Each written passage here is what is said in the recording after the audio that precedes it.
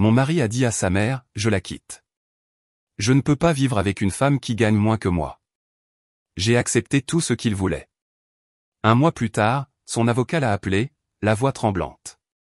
Pourquoi ne m'avez-vous pas parlé de ça, a-t-il demandé. Mon mari s'est figé, il a enfin compris ce que je n'avais jamais dit.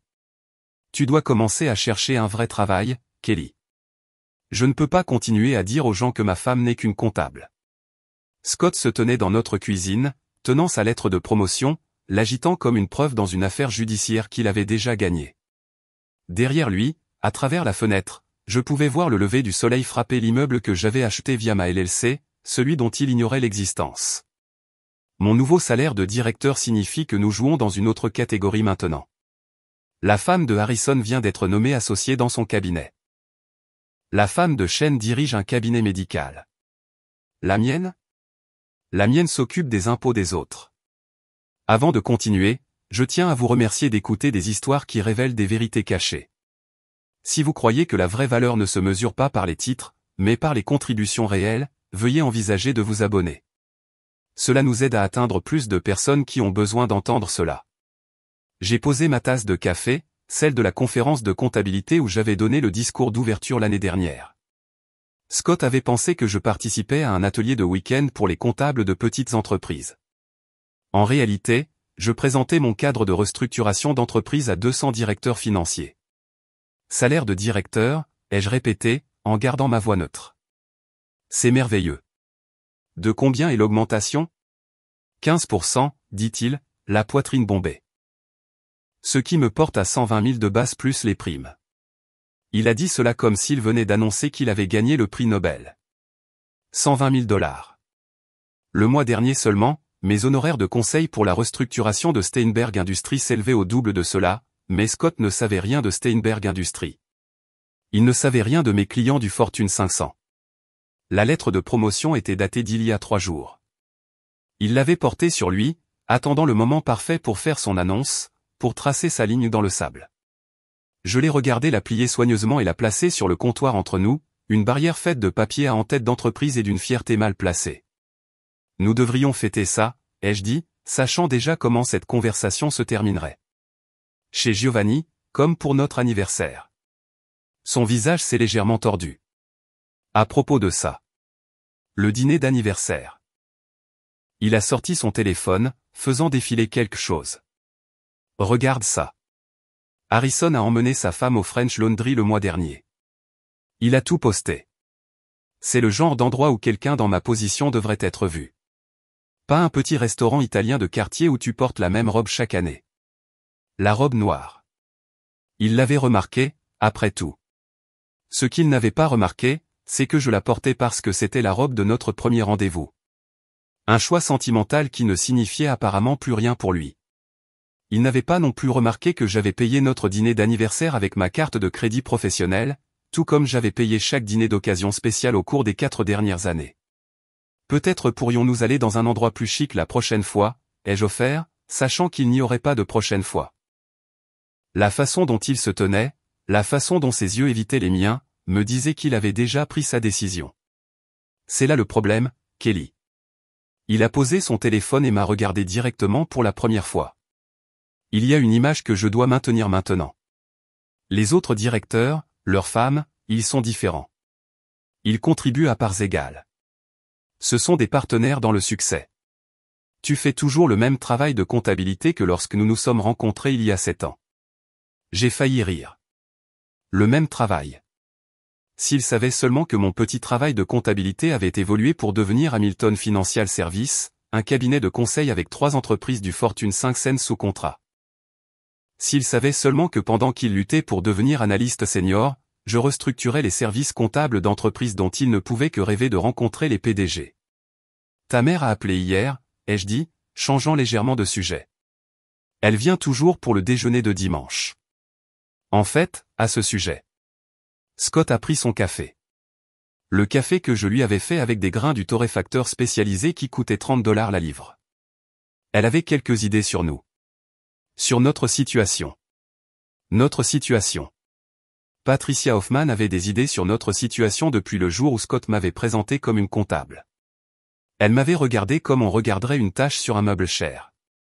Quelque chose de malheureux dont il faudrait s'occuper un jour.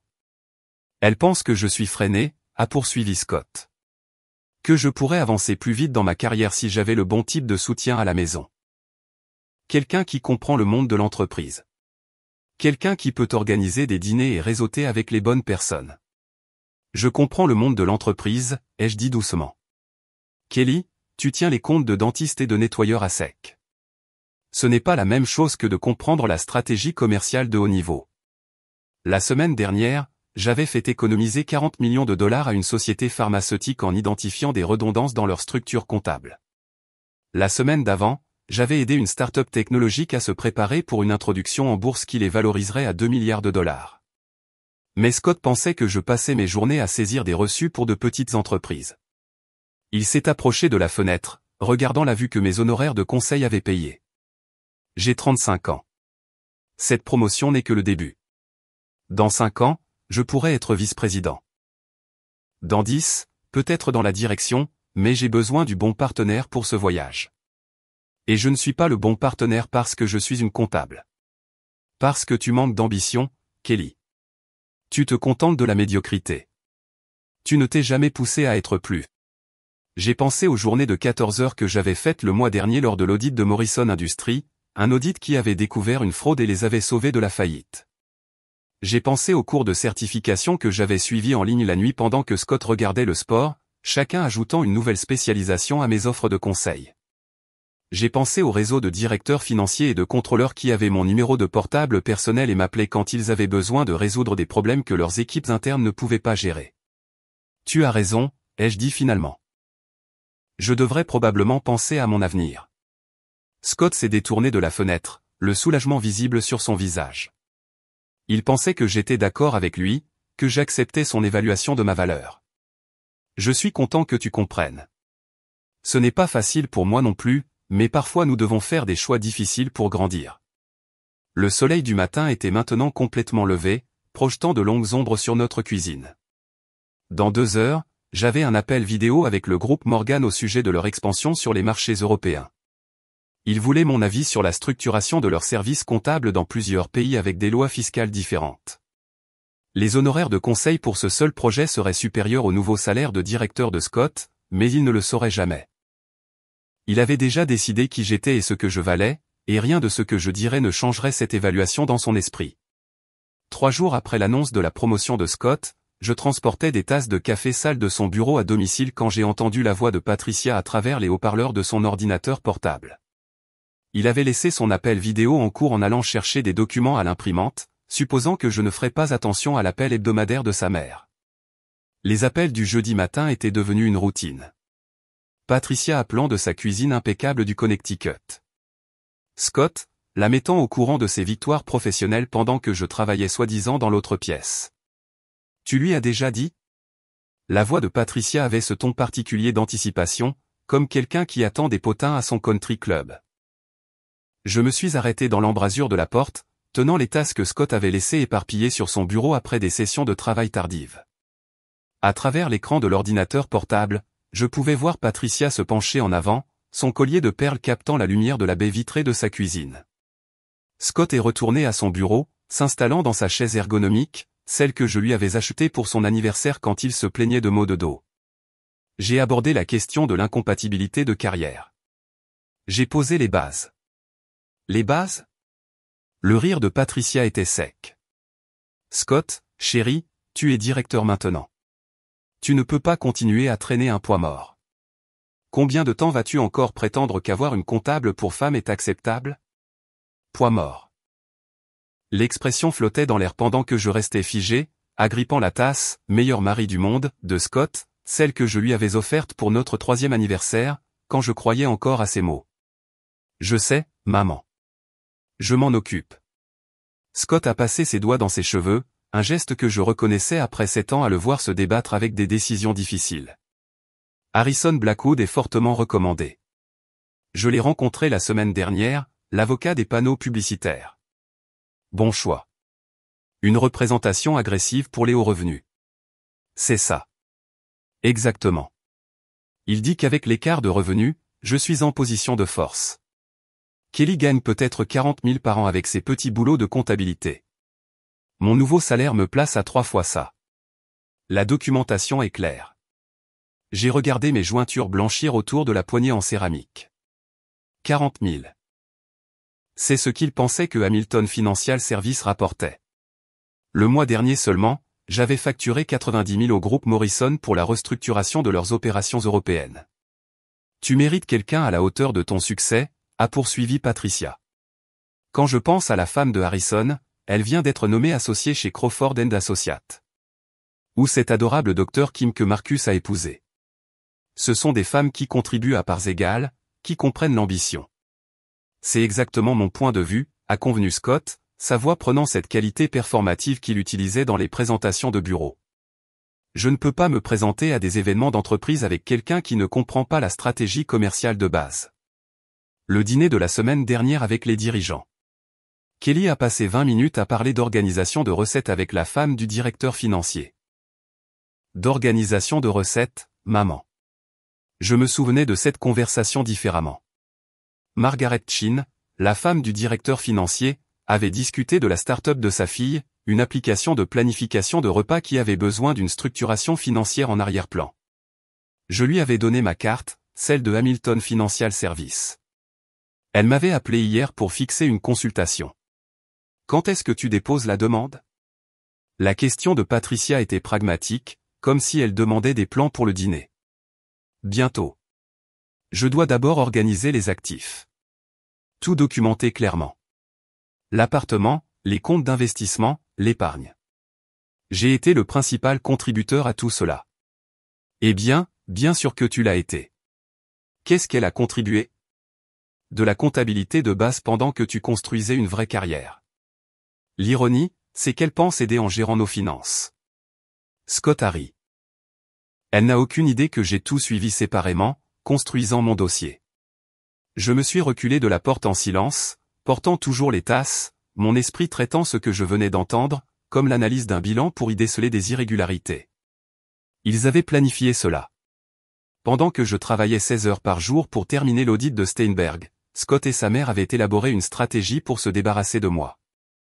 Plus tard cet après-midi-là, pendant que Scott était à son bureau, celui où il était soi-disant directeur, je me suis retrouvé à chercher quelque chose dans le placard de notre chambre. Son sac de sport avait été poussé derrière les manteaux d'hiver, ce qui était étrange puisqu'il prétendait s'entraîner tous les mardis et jeudis. En dessous, enveloppé dans un dossier en plastique d'Office Max, se trouvaient des pages imprimées de sites web de cabinets d'avocats. Blackwood & Associates y figurait en bonne place avec certaines phrases surlignées en jaune. Protéger les hauts revenus, maximiser la rétention d'actifs, documentation stratégique de l'écart financier. Derrière les impressions se trouvait une liste manuscrite de l'écriture soignée de Scott. 2 colonnes, la sienne et la mienne. Sous sa colonne, l'appartement évalué à 800 000.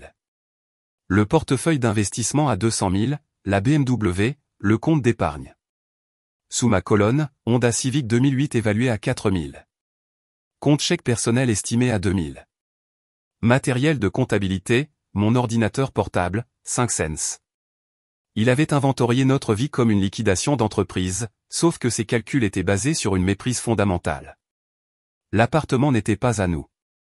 Il appartenait à Hamilton Financial Services, la LLC que j'avais établie 2 ans avant notre mariage. Le portefeuille d'investissement était géré sous ma licence de conseillère financière.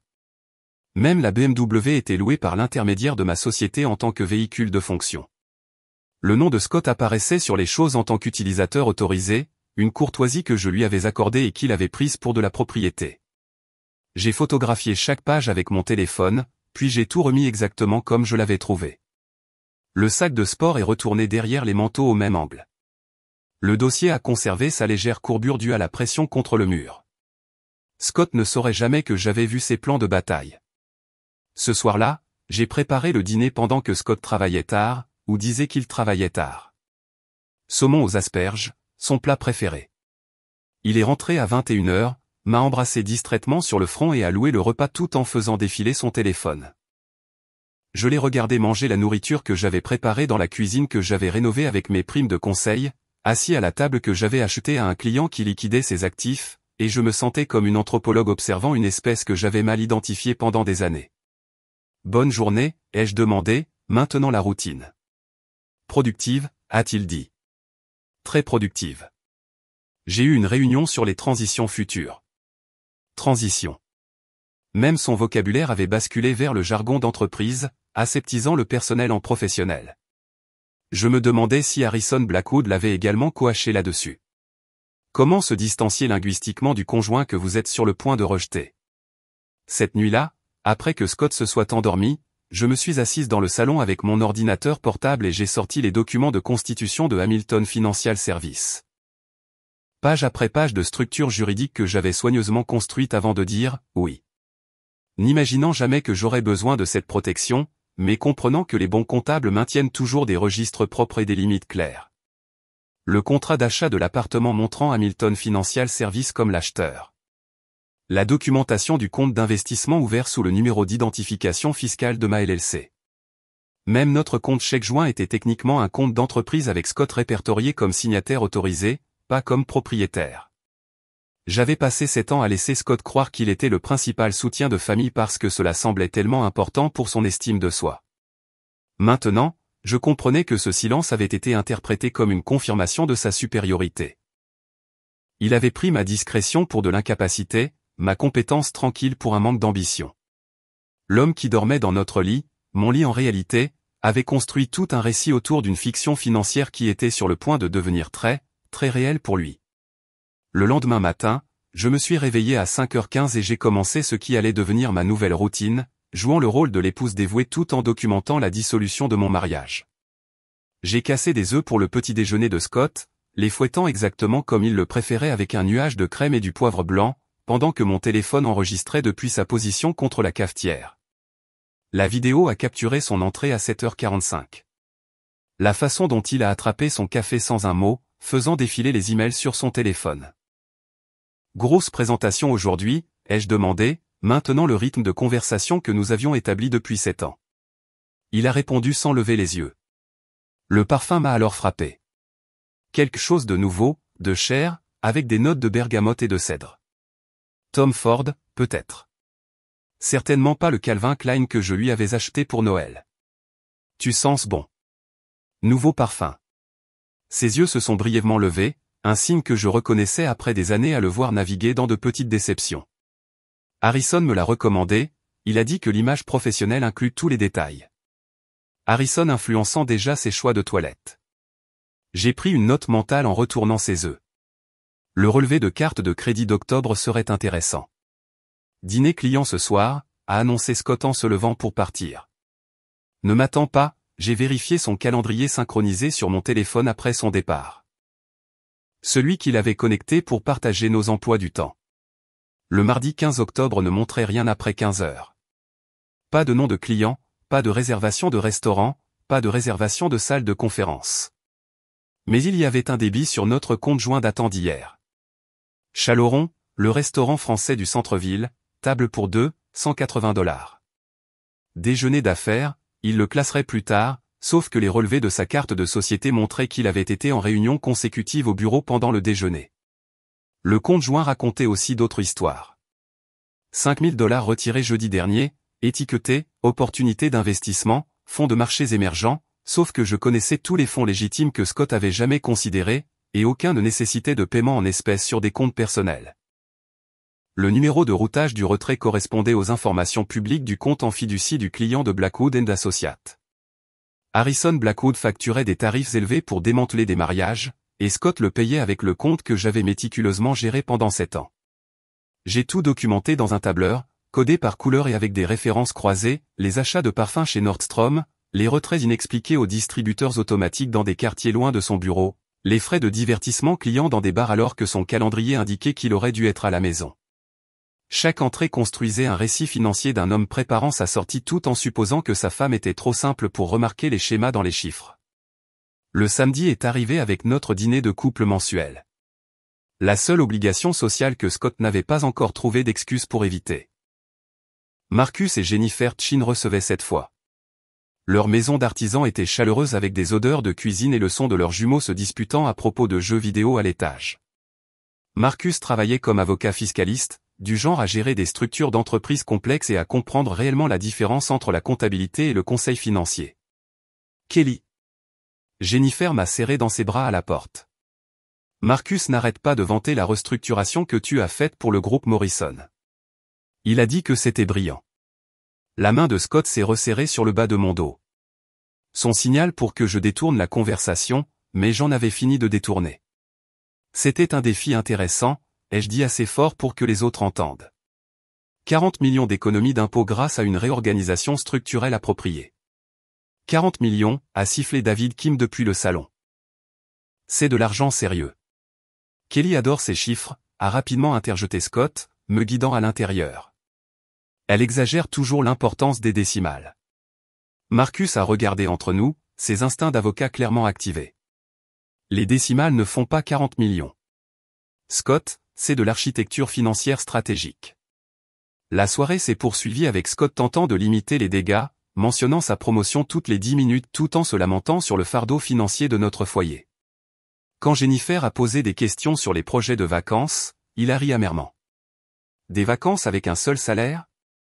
Peut-être si je n'avais pas à tout couvrir moi-même. Mais le conseil de Kelly, a commencé Marcus.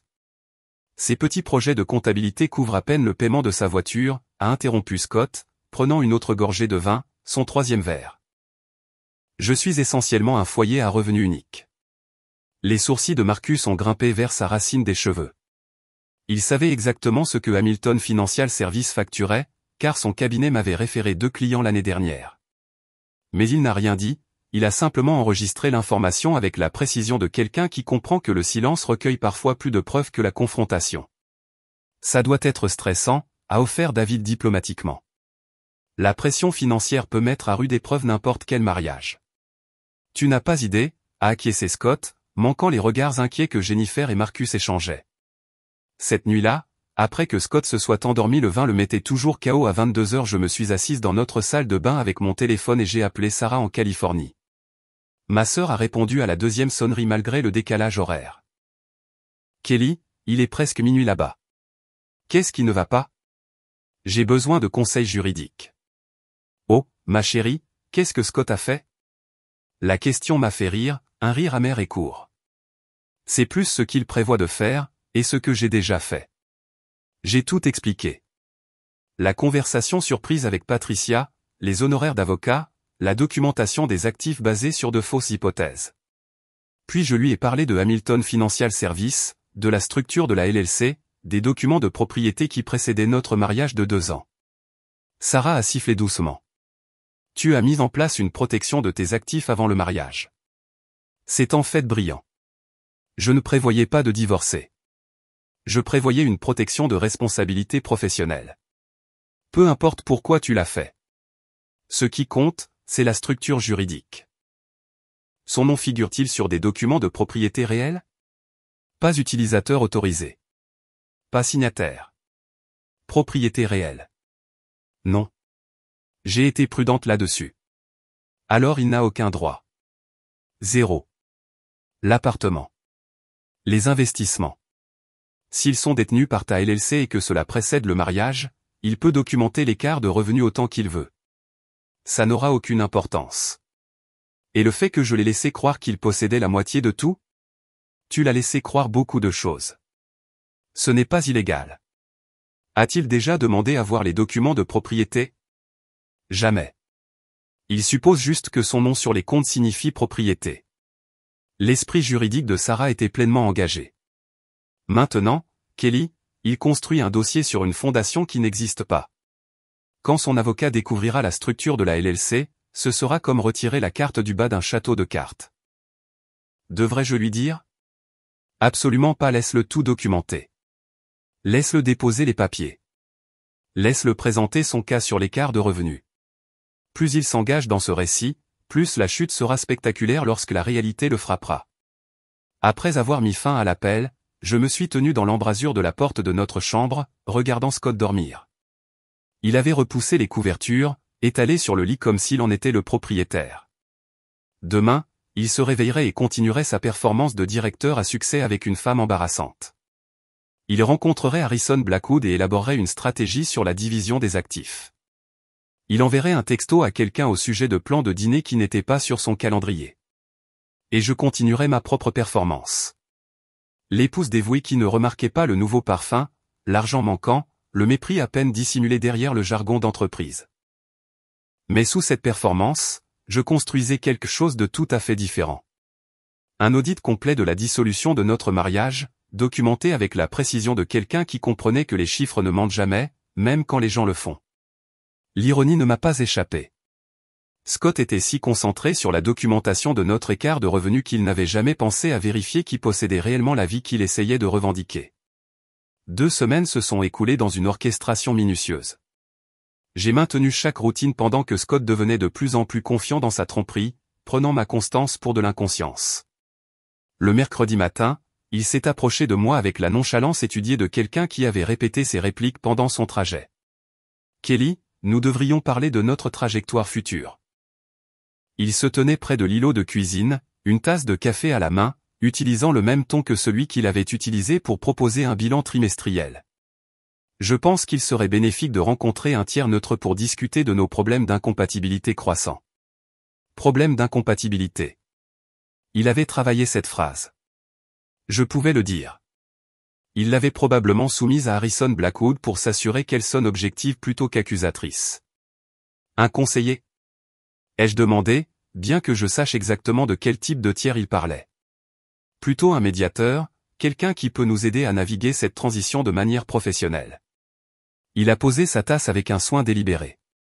J'ai pris la liberté d'organiser une rencontre pour demain après-midi, 14 h, si cela convient à ton emploi du temps. Mon emploi du temps. Comme s'il s'était déjà intéressé à mes réunions de clients ou à mes échéances de conseil. Demain, c'est bien. Dois-je préparer quelque chose? Viens juste avec un esprit ouvert à la restructuration de notre arrangement. Restructurer notre arrangement. Il ne pouvait même pas dire divorce sans l'envelopper dans la terminologie d'entreprise, aseptisant le personnel jusqu'à ce que cela ressemble à une dissolution de fusion plutôt qu'à la fin d'un mariage. L'après-midi suivant est arrivé gris et brumeux, un temps de Seattle qui semblait chorégraphié pour l'occasion. Harrison Blackwood est apparu à notre porte à 13h45, 15 minutes en avance, portant une mallette en cuir qui coûtait probablement plus que l'hypothèque de la plupart des gens. Sa poignée de main donnait l'impression qu'il manipulait de la porcelaine ancienne. Délicate, prudente, me traitant déjà comme quelque chose de cassé. « Madame Morrison » a-t-il dit, bien que ma plaque de nom près de la porte indiquait clairement Hamilton. « Mademoiselle Hamilton » ai-je corrigé doucement, le regardant traiter cette petite affirmation d'identité. « Bien sûr, mes excuses. » Son sourire était étudié, du genre perfectionné dans les miroirs et déployé lors des médiations. « Allons-nous nous asseoir ?» Il s'est déplacé dans notre appartement avec la confiance de quelqu'un qui en avait déjà catalogué mentalement la valeur. Je l'ai remarqué en train de noter les œuvres d'art, les meubles, la vue depuis les fenêtres du salon, calculant les actifs tout en maintenant son expression sympathique. Scott avait aménagé notre salle à manger comme un espace de conférence, des bloc-notes positionnés à chaque siège, des verres d'eau remplis et positionnés avec une précision géométrique. Il avait même tamisé la lumière du plafond et allumé les lampes de table, créant ce qu'il pensait probablement être une atmosphère professionnelle, mais qui ressemblait en fait à une salle de veillée funèbre. Merci à vous deux d'avoir pris le temps pour cette discussion, a commencé Blackwood, s'installant dans sa chaise et ouvrant sa mallette avec une précision théâtrale. Comme vous le savez, nous sommes ici pour aborder les réalités financières de votre situation. Réalités financières, pas réalités émotionnelles, pas réalités relationnelles. Ils avaient déjà réduit notre mariage à un tableur. Scott s'est éclairci la gorge, sortant son téléphone. J'ai préparé une présentation pour illustrer les problèmes principaux. Une présentation? Il avait fait un PowerPoint sur notre divorce. Je l'ai regardé connecter son téléphone à la Smart TV que nous avions achetée à Noël dernier, ou plutôt que j'avais acheté pendant qu'il se plaignait de la dépense. La première diapositive est apparue, analyse de l'incompatibilité financière. En dessous, un graphique montrant 2 lignes, son salaire en tendance ascendante, le mien stagnant à ce qu'il supposait être 40 000 par an. Il avait utilisé notre photo de mariage en filigrane derrière le graphique, nos visages souriants fantomatiques derrière ces données fabriquées. Comme vous pouvez le voir, a commencé Scott, sa voix de présentateur activée.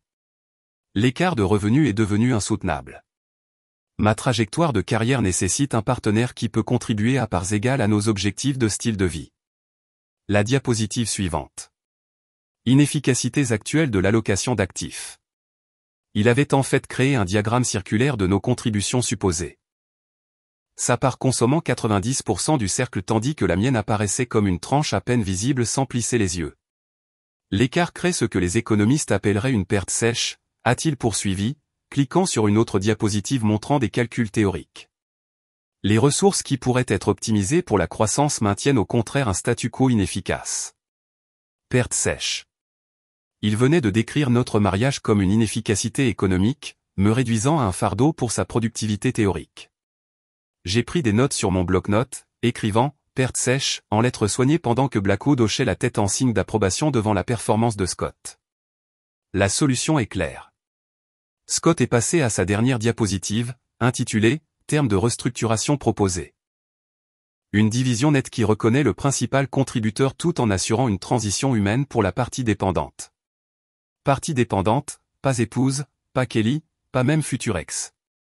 J'avais été abstraite en terminologie économique. Blackwood a sorti un dossier de sa mallette, faisant glisser des documents sur la table avec une précision étudiée. Ces papiers décrivent les termes que M. Morrison a généreusement proposés. L'appartement lui est transféré compte tenu de sa contribution financière principale, le portefeuille d'investissement de même. Il est même disposé à envisager des paiements de soutien temporaires pour faciliter votre transition. Paiement de soutien. Scott voulait une pension alimentaire de ma part, mais il l'avait reformulé comme sa générosité. J'ai lu chaque page avec l'attention que j'accorderais à un audit complexe, notant chaque hypothèse, chaque erreur de calcul basée sur la compréhension fictive de Scott de nos finances. L'appartement qu'il revendiquait, appartenant à Hamilton Financial Services. Les investissements qu'il exigeait, gérés sous ma licence de conseillère. Même la voiture qu'il listait comme un actif était louée par l'intermédiaire de ma LLC. Cela semble complet, ai-je dit finalement, sortant mon stylo, le Mont Blanc que j'utilisais pour signer des contrats de conseil valant plus que le salaire annuel de Scott. Vous êtes très compréhensive, a observé Blackwood, sa condescendance à peine dissimulée. Beaucoup de conjoints dans votre position seraient émotifs. Ma position, la position de quelqu'un sur le point de tout perdre, voulait-il dire. Sauf que je n'étais pas du tout dans cette position. J'ai signé chaque page avec un soin délibéré. La même signature qui apparaissait sur les propositions de restructuration pour les entreprises du Fortune 500. Scott a regardé avec une satisfaction à peine dissimulée, planifiant probablement déjà son appel de victoire à Patricia. Je crois que cela conclut nos affaires, a annoncé Blackwood, rassemblant les papiers avec un soulagement évident. Monsieur Morrison, vous devriez être installé dans votre nouvel arrangement d'ici 30 jours. Après qu'il se soit serré la main, une poignée ferme et congratulatoire entre conspirateurs, et que Blackwood soit parti, Scott s'est immédiatement retiré dans la chambre avec son téléphone. J'ai entendu sa voix à travers la porte, excitée et légèrement maniaque. Maman, c'est fait. Elle a tout signé. Aucune résistance. Exactement comme tu l'avais prédit. Complètement passive. Nous pouvons commencer à planifier les rénovations la semaine prochaine. Oui, tout l'appartement aura besoin d'être mis à jour. Son goût basique est partout. La cuisine surtout, si démodée. Le rire de Patricia a traversé la porte, aigu et ravi. Il m'effaçait déjà de l'espace, prévoyant de repeindre ma présence comme si j'étais un choix de couleur malheureux. Je suis resté dans le couloir, écoutant leur célébration de ma défaite supposée, tenant les copies que Blackwood avait laissées pour mes dossiers. Prévisiblement passive, avait-il dit. Goût basique, choix démodé.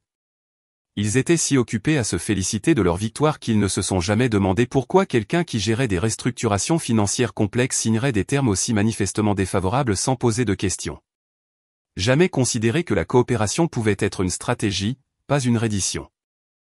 J'ai soigneusement classé les papiers dans mon bureau, les plaçant à côté de la documentation de la LLC, des papiers de la fiducie immobilière et de 7 ans de dossiers financiers qui racontaient une histoire entièrement différente de la présentation PowerPoint qui brillait encore sur l'écran de notre télévision.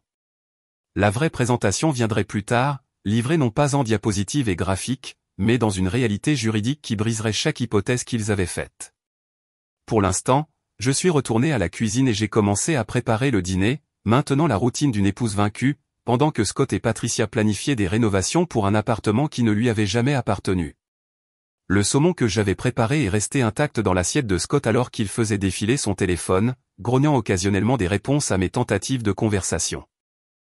J'ai débarrassé la vaisselle en silence, maintenant la routine d'une épouse vaincue tout en me préparant mentalement pour un café avec Marcus Chin le lendemain matin. Marcus m'avait envoyé un texto en privé après le dîner, suggérant que nous nous rencontrions pour discuter des implications fiscales des grands changements de vie. Nous savions tous les deux qu'il voulait dire plus que des impôts. Je suis arrivé au café sur Pine Street 10 minutes en avance, choisissant une table dans un coin à l'écart de l'agitation du matin. Marcus est entré précisément à 9 heures, son expression passant de la sympathie professionnelle à la curiosité quand il a vu que je ne pleurais pas ou n'étais pas visiblement bouleversé. « Kelly, je suis désolé pour ce qui se passe avec Scott », a-t-il commencé, s'installant dans sa chaise avec un grand americano. Ce dîner la semaine dernière était inconfortable à voir. En fait, Marcus, j'ai plus besoin de conseils professionnels que de sympathie. J'ai sorti un dossier de mon sac, celui contenant la documentation de Hamilton Financial Services. Avant que je ne te montre ça, j'ai besoin de savoir que notre conversation est protégée par le secret professionnel avocat-client. Ses sourcils se sont légèrement levés. Tu m'engages ? J'ai glissé un chèque sur la table. $1 de provision. Maintenant, c'est officiel. Marcus a accepté le chèque avec un sourire grandissant, puis a ouvert le dossier.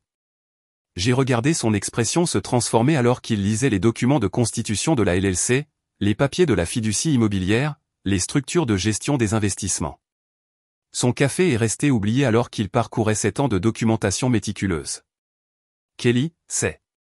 Il a fait une pause, examinant à nouveau les papiers de propriété de l'appartement. Hamilton Financial Services possède tout. L'appartement, le portefeuille d'investissement, même le bail de la voiture passe par ta société. Établi 2 ans avant mon mariage avec Scott, ai-je confirmé. Chaque actif majeur est protégé par la structure de la LLC. Marcus s'est penché en arrière dans sa chaise, un petit sifflement s'échappant de ses lèvres. Et Scott ne le sait pas, il n'a jamais demandé.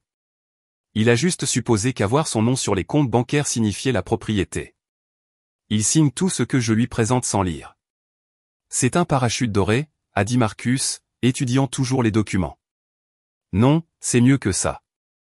C'est une forteresse déguisée en première maison. Quand Blackwood découvrira cette structure, il va péter les plombs. Est-ce que Scott pense vraiment qu'il possède l'appartement? Il planifie déjà des rénovations avec sa mère. Marcus a ri, puis s'est repris. Désolé, ce n'est pas professionnel. Mais Kelly, tu réalises qu'il n'a absolument aucun droit sur tout ça.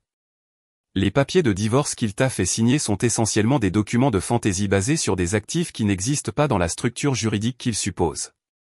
Mon téléphone a vibré avec un texto de Sarah. J'embarque maintenant.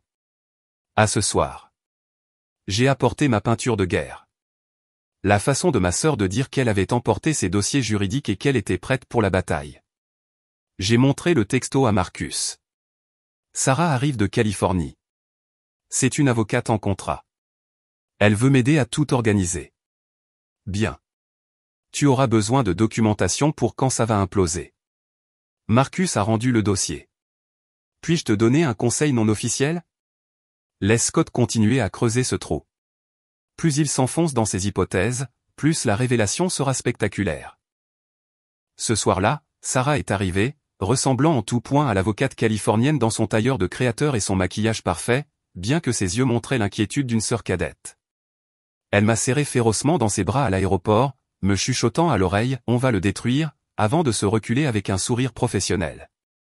De retour à l'appartement, pendant que Scott assistait à un autre mystérieux dîner client, Sarah et moi avons étalé 7 ans de dossiers financiers sur la table de la salle à manger où Blackwood avait présenté sa division fantaisiste des actifs la veille. Sarah avait apporté son ordinateur portable et un scanner portable, déterminé à tout numériser. Commence par le début, a-t-elle ordonné, ouvrant un tableur.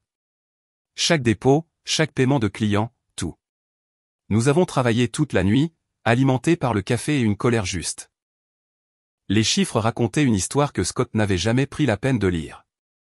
Mes revenus de conseil de l'année dernière s'élevaient à eux seuls à $347 000. Le formulaire W2 de Scott indiquait 98 000, pas les 120 qu'il prétendait. Les primes dont il se vantait étaient de la fiction. Attends. Sarah s'est arrêtée devant l'écran de son ordinateur portable vers 2 heures du matin. Je regarde le profil LinkedIn de Scott. Il dit qu'il est directeur principal des initiatives stratégiques. J'ai ri, épuisé et amer. C'est un analyste de niveau intermédiaire. J'ai ses vrais W2 ici même. Sarah a tourné son ordinateur portable vers moi. Le profil de Scott montrait une fiction soigneusement élaborée de succès professionnel.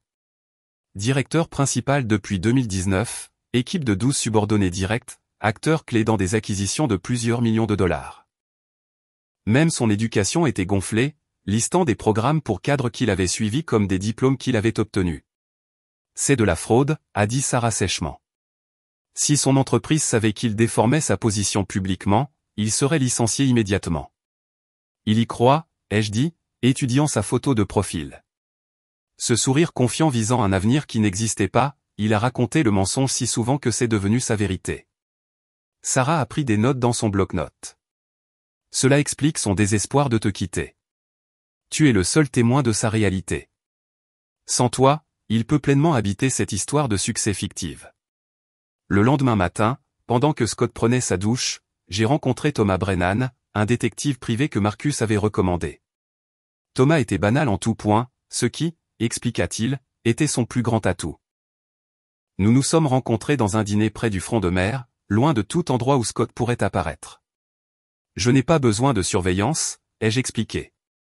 Juste une vérification d'emploi, une vérification de base de sa position réelle et de son statut dans son entreprise. Thomas a hoché la tête, faisant glisser un contrat sur la table. La vérification d'emploi standard prend environ 3 jours. J'aurai besoin de son nom complet, de son numéro de sécurité sociale et des informations sur son employeur. J'ai tout fourni, y compris le profil LinkedIn gonflé de Scott à des fins de comparaison. Thomas y a jeté un coup d'œil et a souri. Directeur principal à son âge. C'est ambitieux. 3 jours plus tard, Thomas a appelé avec des résultats qui dépassaient mes pires hypothèses. Votre mari est sous un plan d'amélioration des performances, a-t-il dit sans préambule. Depuis 6 mois. Il est à une échéance manquée du licenciement. Son manager l'a décrit comme ayant du mal à répondre aux responsabilités de base d'un analyste dans la documentation que j'ai consultée. Il a dit à sa mère qu'on le préparait pour devenir associé, ai-je dit, ressentant un étrange mélange de vengeance et de pitié. On le prépare pour le chômage. Mes sources indiquent qu'il recherche déjà son remplaçant. Ils attendent juste la fin du trimestre pour éviter les complications liées aux indemnités de départ. Je me suis assise dans mon bureau à domicile, fixant le rapport de Thomas. Scott ne mentait pas seulement sur notre dynamique financière. Il construisait une existence entièrement fictive, où il était prospère, en vue, et freiné uniquement par sa femme sous-performante. La réalité était qu'il était un analyste en échec avec un ego surdimensionné, sur le point de perdre son emploi tout en prévoyant de prendre des actifs qu'il ne comprenait pas ne pas être les siens. Sarah a examiné le rapport de l'enquêteur ce soir-là, son esprit juridique élaborant déjà une stratégie. Quand cela sortira au tribunal, si ça va jusque-là, sa crédibilité sera complètement détruite. Un homme qui ment sur son titre de poste ne sera pas cru sur la propriété des actifs. J'ai maintenu la performance pendant exactement 48 heures après avoir signé ces papiers. Chaque minute calculée et délibérée. Le mardi matin, je me suis réveillé à mon heure habituelle et j'ai commencé le café de Scott avec la même précision que j'avais appliquée pendant 7 ans. Torréfaction moyenne, un sucre, un nuage de lait d'avoine. J'ai repassé sa chemise bleue, celle qui, selon lui donnait un air de cadre, pressant des lignes nettes dans des manches qui n'auraient bientôt nulle part d'important où aller. Quand il a attrapé sa tasse de voyage sans un mot, se précipitant vers sa réunion matinale soi-disant critique, j'ai simplement souri et lui ai rappelé le pressing. Le mercredi a suivi le même schéma. J'ai préparé son petit déjeuner, posé des questions sur ses projets, les écouté gonfler des tâches mineures en accomplissement majeur. Il parlait d'initiatives stratégiques pendant que je hochais la tête, sachant d'après le rapport de Thomas que sa véritable mission consistait à mettre à jour des tableurs et à assister à des réunions où personne ne lui demandait son avis. J'ai joué l'épouse dévouée si parfaitement que Scott est devenu négligent, laissant son ordinateur portable ouvert, son téléphone déverrouillé, me traitant comme un meuble qui cuisinait et nettoyait. Sarah était retournée en Californie mais restait en attente, m'envoyant des mises à jour par SMS alors qu'elle recherchait des précédents pour la protection des actifs dans les affaires de divorce. Marcus prenait des nouvelles quotidiennement. Chaque message était un rappel que j'avais des alliés qui comprenaient l'ampleur de ce qui allait arriver. Ces 48 heures n'étaient pas seulement une routine. Elles étaient un compte à rebours dont Harrison Blackwood avait besoin pour découvrir ce à quoi son client avait renoncé en signant. Le jeudi matin est arrivé, vif et lumineux. Je me suis réveillé à 5h30, j'ai mis le café en route et j'ai commencé à préparer le petit déjeuner. La douche de Scott a commencé à 7h45 précise. Sa routine aussi prévisible qu'un horaire de train.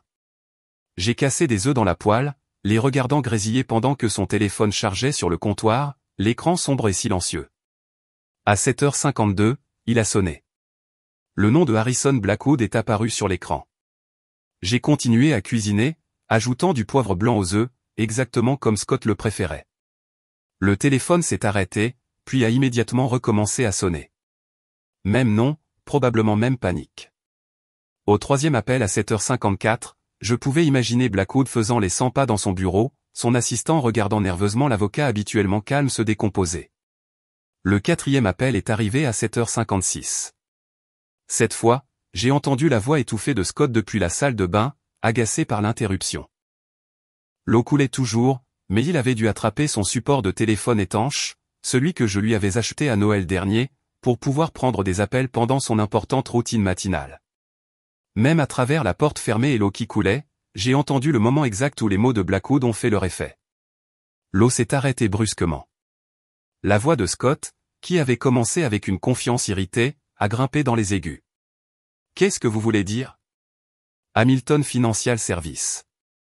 J'ai ajouté du sel aux œufs, les remuant doucement pour obtenir la consistance crémeuse que Scott exigeait.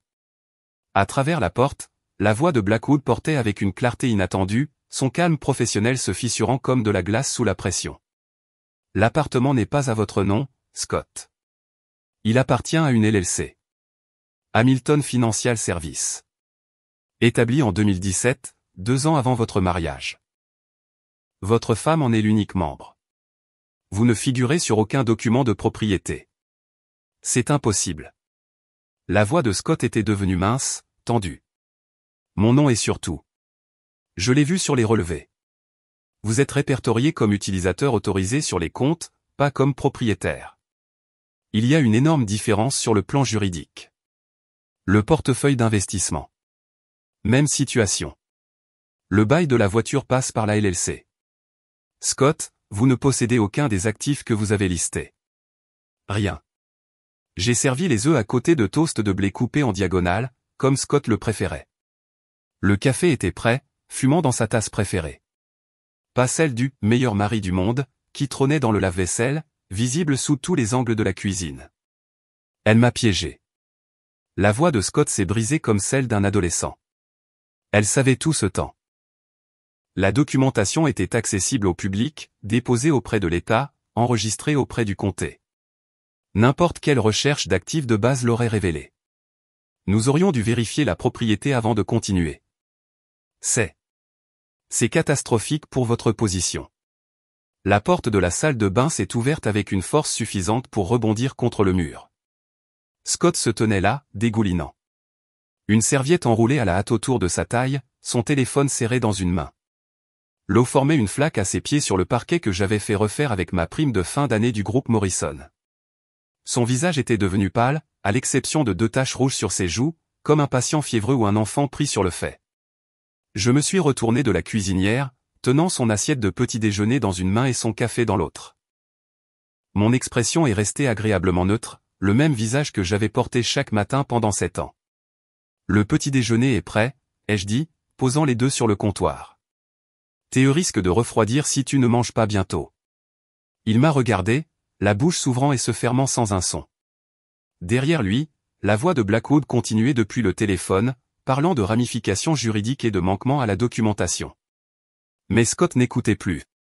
Ses yeux passaient de mon visage à la tasse du « meilleur mari du monde » dans le lave-vaisselle, au petit déjeuner que j'avais préparé avec le même soin que tous les autres matins, et j'ai vu le moment exact où il a compris. « Tu savais » a-t-il murmuré. Pas une question, une révélation. J'ai pris mon propre café, la tasse de la conférence de conseil financier où j'avais été conférencière principale, et j'ai bu une gorgée mesurée. Ton téléphone sonnait avec une certaine insistance. Harrison semble contrarié par quelque chose. Tu devrais probablement le rappeler. L'eau gouttait de ses cheveux sur ses épaules, chaque goutte marquant le temps comme un métronome. Il semblait plus petit, d'une certaine manière, debout là dans notre cuisine. Ma cuisine. Comme s'il avait rétréci sous la douche.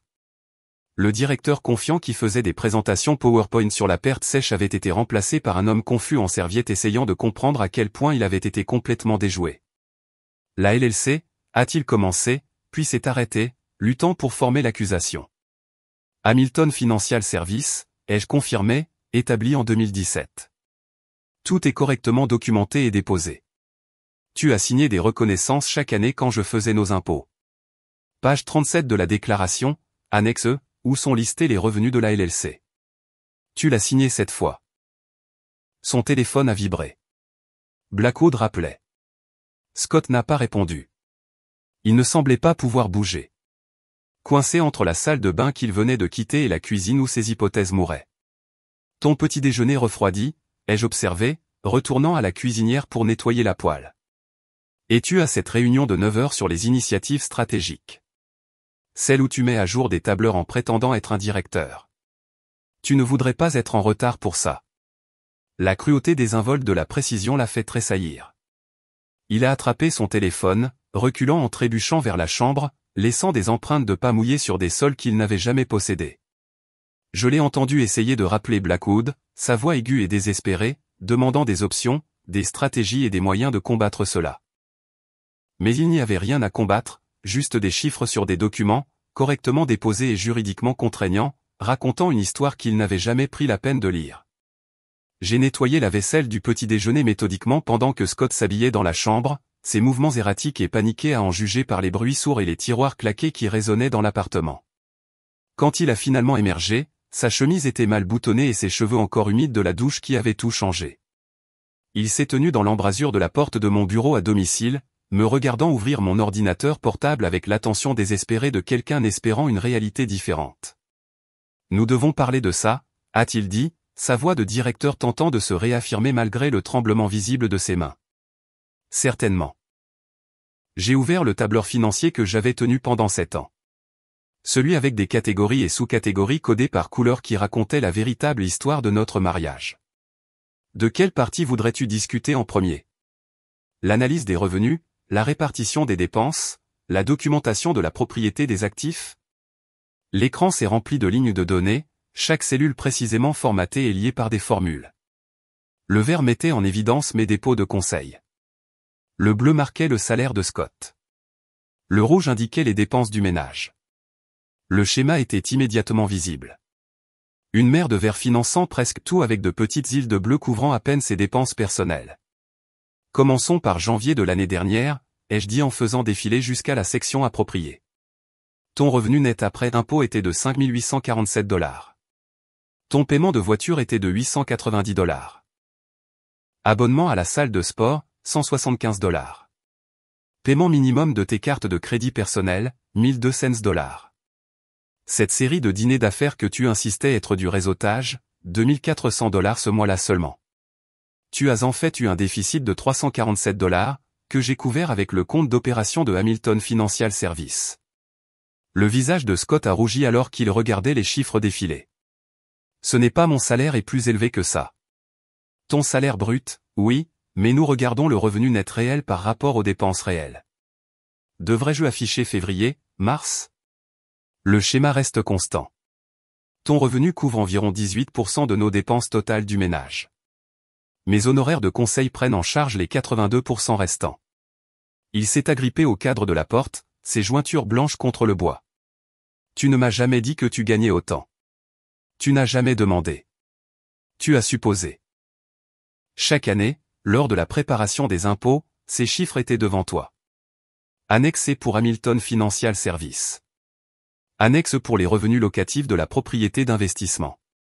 Formulaire 8829 pour l'utilisation professionnelle du domicile.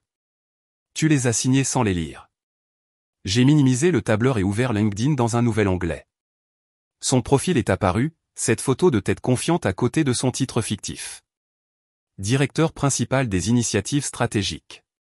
J'ai ouvert un autre onglet montrant l'extraction du W2 de notre logiciel fiscal. C'est intéressant, ai-je dit, plaçant les fenêtres côte à côte. Ton LinkedIn dit directeur principal depuis 2019. Ton W2 dit analyste aussi. Même code de poste depuis 4 années consécutives. Pas de promotion, pas de changement de titre, juste des ajustements au coût de la vie qui suivaient à peine l'inflation. Tout le monde embellit son profil, a balbutié Scott. C'est du marketing. C'est de la fraude quand tu l'utilises pour obtenir un crédit ou te représenter faussement dans des documents juridiques. Tu as soumis ce profil à Blackwood comme preuve de ton potentiel de revenu. Tu as signé des papiers de divorce en prétendant être le principal soutien de famille sur la base de cette fiction. Mon téléphone a sonné. Le nom de Patricia est apparu sur l'écran. Sa photo de contact de Noël dernier, quand elle portait ses perles et pratiquait son expression supérieure. J'ai répondu et l'ai immédiatement mise sur haut-parleur. Espèce de petite sorcière calculatrice. La voix de Patricia a rempli le bureau, stridente et désespérée. Tu as planifié ça depuis le début, n'est-ce pas? Cacher de l'argent, manipuler mon fils. Bonjour, Patricia, ai-je interrompu calmement. Je n'ai rien caché. Chaque document a été déposé auprès de l'État, enregistré auprès du comté, et divulgué dans les déclarations de revenus annuelles que Scott a signées. Le fait que ni l'un ni l'autre ne se soit donné la peine de comprendre ce que vous signez ne constitue pas une manipulation de ma part. C'est de la fraude. Nous allons vous poursuivre pour fraude. Sur quel motif? Que je tiens des registres commerciaux en règle. Que j'ai créé une LLC avant le mariage, ce qui est en fait recommandé par les conseillers financiers. Que Scott a signé des documents sans les lire? S'il te plaît, Patricia, consulte n'importe quel avocat. Ils te diront la même chose que Blackwood a déjà dite. Tout était légal et correctement documenté. Scott a tendu la main vers mon téléphone, mais je l'ai retiré, maintenant le contact visuel avec lui pendant que sa mère continuait sa tirade. Il rentre à la maison, n'est-ce pas, ai-je demandé directement à Patricia. Tu devrais probablement préparer sa chambre. Celle avec les trophées de football et les prix de participation. Il aura besoin d'un endroit où vivre dans 30 jours. 30 jours? La voix de Scott s'est brisée. Qu'est-ce que tu veux dire par 30 jours? J'ai ouvert le tiroir de mon bureau et j'ai sorti l'avis d'expulsion officiel que j'avais fait préparer par Marcus, correctement formaté sur du papier à en-tête de Hamilton Financial Services. En tant que propriétaire, je mets fin à votre location au mois. Préavis de 30 jours comme l'exige la loi de l'État. Vous devrez quitter les lieux avant le 15 novembre. Il a pris le papier avec des mains tremblantes, le lisant 2 fois comme si les mots pouvaient changer. Tu ne peux pas m'expulser. Nous sommes mariés. Nous sommes divorcés. Rappelle-toi, tu as déposé les papiers. Blackwood les a traités. Le mariage est dissous, ce qui fait de toi un locataire dans une propriété appartenant à ma LLC. Un locataire sans bail, sans aucun droit de propriété, et maintenant sans permission de rester. La voix de Patricia s'était tue sur le haut-parleur, réduite à une respiration colérique et des sanglots étouffés. La femme qui m'avait appelé un poids mort était en train de digérer la réalité que son fils à succès allait devenir son colocataire au chômage. Comment vais-je expliquer ça? A demandé Scott, la question s'adressant à aucun de nous et à nous deux simultanément. Tout le monde pense que j'ai gagné le divorce, que j'ai tout eu. C'est un problème de marque, ai-je suggéré. Peut-être mettre à jour ton profil LinkedIn, bien que je te recommande d'être plus précis cette fois. Analyste au chômage cherche logement à une certaine honnêteté. Tu prends plaisir à ça, a-t-il accusé, sa voix amère et petite. J'ai réfléchi à cela un moment, regardant l'homme qui m'avait qualifié de pathétique, qui avait comploté pour se débarrasser de moi avec sa mère autour d'un verre de vin, qui avait présenté des diapositives PowerPoint sur mon inadéquation. Je ne prends pas plaisir à ça, ai-je dit sincèrement. Je suis simplement en train de conclure. Tu voulais un divorce basé sur une incompatibilité financière. Tu l'as eu. L'incompatibilité n'était juste pas dans la direction que tu supposais. Patricia avait retrouvé sa voix. Nous nous battrons. Nous trouverons un moyen. Patricia, ai-je interrompu, mon ton professionnel est final. Scott a 2 priorités en ce moment.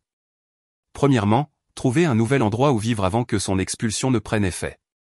Deuxièmement, Mettre à jour son CV avec des informations exactes avant que son licenciement ne devienne définitif. Oh, n'a-t-il pas mentionné qu'il est en plan d'amélioration des performances depuis 6 mois? Son entreprise recherche déjà des remplaçants. Le silence qui a suivi était complet. La respiration de Patricia s'est arrêtée. La main de Scott tenant l'avis d'expulsion s'est immobilisée. Pendant un moment, le seul son était le trafic matinal à l'extérieur de ma fenêtre et le bourdonnement silencieux de mon ordinateur portable affichant 7 ans de documentation méticuleuse. La beauté des chiffres, ai-je dit, fermant mon ordinateur portable avec une finalité délibérée, c'est qu'ils ne mentent jamais. Les gens mentent. Les profils mentent. Les présentations mentent. Mais les chiffres disent la vérité si on prend la peine de les lire. Scott a quitté mon bureau en serrant l'avis d'expulsion. Patricia respirait encore lourdement à travers le haut-parleur du téléphone avant que je ne déconnecte finalement l'appel. En 4 heures, il avait contacté le premier de ce qui allait devenir 3 cabinets d'avocats différents, chaque consultation plus désespérée que la précédente. J'ai appris sa tournée juridique par Marcus, qu'il a rencontré lors d'un événement de réseautage professionnel 2 semaines plus tard, où Scott l'a acculé près de la table des amuse-gueules. Il m'a littéralement attrapé le bras, m'a raconté Marcus lors d'un déjeuner le lendemain, secouant la tête avec une gêne professionnelle. Il a commencé à exiger que je lui explique comment sa femme pouvait posséder une propriété sans qu'il le sache. J'ai dû lui rappeler que vous n'étiez plus sa femme, selon sa propre demande de divorce. Puis je lui ai dit ce que tous les autres avocats lui avaient déjà dit, que les signatures sur les documents constituent une reconnaissance légale, que vous les lisiez ou non. La deuxième avocate que Scott a consultée était Amanda Crawford de Crawford & Associates, le même cabinet où la femme de Harrison venait d'être nommée associée. Amanda m'a mentionné plus tard lors d'une conférence financière que Scott était arrivé avec un classeur de mails et de SMS imprimés, essayant de prouver que je l'avais trompé par une compétence malveillante, ce qui, selon elle, n'était pas un concept juridique. Le troisième avocat, quelqu'un que Patricia a trouvé par le biais des relations de son country club, a simplement refusé de prendre l'affaire après avoir examiné la documentation. Pendant ce temps, j'ai commencé le processus de réappropriation de mon espace. Le matin après que Scott ait déménagé ses vêtements chez Patricia, un processus qu'il a vu faire cette voyage avec des sacs poubelles pendant que les voisins regardaient depuis leurs fenêtres, je me suis tenu au centre de mon appartement avec des échantillons de peinture. Les murs qu'il avait insisté pour garder d'un gris professionnel deviendraient terracotta chaleureux dans le salon, sauge doux dans la chambre, et crème onctueux dans la cuisine. J'ai engagé des peintres qui ont achevé la transformation en 3 jours, pendant lesquels j'ai travaillé depuis un café et j'ai senti mes épaules se détendre progressivement de leur position permanente près de mes oreilles. L'ancien bureau de Scott, où il avait mené ses appels vidéo avec Patricia et comploté ma liquidation financière, est devenu un studio de yoga. J'ai enlevé son bureau massif, les classeurs pleins de réalisations fictives, et le tableau de visualisation où il avait épinglé des photos de voitures qu'il ne pouvait pas se permettre et de maisons qu'il ne posséderait jamais. À leur place, j'ai installé un parquet en bambou, un mur de miroirs et un système de sonorisation pour les méditations guidées. La première fois que j'ai fait du yoga le matin dans cet espace, la lumière du soleil entrant à flot par les fenêtres qu'il avait gardées couvertes de lourds stores, j'ai ri aux éclats de la transformation. Jennifer Chin a appelé la semaine suivante, m'invitant à un dîner. Juste les vrais amis, a-t-elle dit de manière significative. Ceux qui connaissaient ta valeur avant que tout ce drame ne fasse surface. Ce samedi-là, je suis arrivé chez elle avec une caisse de vin que j'avais découverte dans notre débarras. Des bouteilles que Scott avait gardées pour ce qu'il appelait sa célébration de la liberté. Des millésimes coûteux qu'il avait longuement recherchés et achetés avec mes primes de conseil. Nous avons ouvert un Bordeaux 2015 ce soir-là, trinquant avec des verres en cristal à la documentation exacte, pendant que Marcus régalait le groupe de détails juridiquement appropriés sur les tentatives de Scott pour trouver un avocat. La meilleure partie, a dit Marcus en faisant tourner son vin, c'est que Patricia raconte à tout le monde à son club de bridge que Scott reste temporairement avec elle pendant que son nouvel appartement de cadre est en cours de rénovation. Sauf que la fille de Linda Patterson travaille au RH de l'ancienne entreprise de Scott. Ancienne, parce qu'ils l'ont finalement licenciée mardi dernier. Patricia a failli s'évanouir quand Linda lui a demandé comment se passait sa recherche d'emploi. J'avais établi ma nouvelle routine matinale à ce moment-là. Chaque jour à 5h30, je m'asseyais à l'îlot de ma cuisine avec un café dans une nouvelle tasse que Jennifer m'avait offerte comme cadeau de divorce, en céramique blanche avec « meilleur comptable du monde » en lettres dorées. Je passais en revue les contrats et les propositions en regardant le lever du soleil peindre le ciel de Seattle de nuances de rose et d'or, des couleurs qui semblaient plus vives maintenant que personne n'était là pour se plaindre de la lumière du petit matin qui dérangeait son sommeil. Mon téléphone a sonné lors d'une de ces sessions matinales. Margaret Chin, la femme du directeur financier que j'avais rencontré au dernier dîner d'entreprise de Scott, voulait discuter de la start-up de sa fille. La nouvelle de ce qui s'était réellement passé lors de mon divorce s'était répandue dans le réseau des épouses de dirigeants. Et soudain, tout le monde voulait la consultante financière qui s'était cachée à la vue de tous lors de leur dîner. En un mois, j'avais signé 3 nouveaux clients du Fortune 500, chacun référé par quelqu'un qui m'avait auparavant rejeté comme la femme comptable de Scott. L'expansion s'est faite naturellement. J'ai engagé une assistante, Mélodie, une jeune diplômée avec le genre d'intelligence affamée qui me rappelait moi-même il y a 7 ans. Puis est venu David, un consultant junior spécialisé dans les structures fiscales internationales. Au 4e mois, j'avais besoin d'un 3e employé juste pour gérer la planification et les communications avec les clients. Hamilton Financial Services a déménagé de mon bureau à domicile à une suite au 40e étage de la tour Rainier, avec vue sur le détroit et le mont Rainier par temps clair. 6 mois après ce matin où l'appel paniqué de Blackwood avait brisé la douche de Scott, Marcus a mentionné nonchalamment qu'il avait croisé Scott dans un Starbucks près du quartier de Patricia. Scott portait un polo avec un logo d'entreprise, l'uniforme de son nouveau travail dans une agence de location de voitures où il travaillait comme directeur adjoint. Il avait essayé de gonfler la situation naturellement, disant à Marcus qu'il explorait des opportunités dans le secteur des transports, mais le badge nominatif indiquant « Scott, là pour vous servir » avait sapé son discours.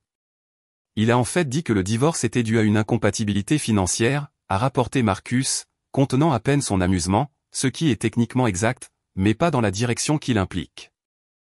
Il a également mentionné que vivre avec sa mère était temporaire pendant qu'il restructurait son portefeuille, bien que je ne sois pas sûr de quel portefeuille il pourrait parler à ce stade. J'ai souri à cela, assise dans mon nouveau bureau où la lumière de l'après-midi entrait à flot par des fenêtres allant du sol au plafond. La vérité était que Scott avait eu raison sur un point. Nous étions financièrement incompatibles. Il avait cru que les revenus déterminaient la valeur. Que le succès visible importait plus que la réussite réelle. Que la valeur d'une personne pouvait être mesurée en titres et en salaire. J'avais cru en la documentation, les structures juridiques et l'accumulation tranquille d'actifs réels pendant qu'il accumulait des accomplissements fictifs. Le silence que j'avais maintenu tout au long de notre mariage avait en effet été une stratégie, mais pas du genre que Scott avait imaginé. Ce n'était pas de la soumission, de l'ignorance ou de l'incapacité. C'était la patience de quelqu'un qui savait que la vérité, correctement documentée, finirait par parler plus fort que n'importe quelle performance. N'importe quelle présentation, n'importe quel récit soigneusement élaboré, bâti sur des hypothèses et de l'ego.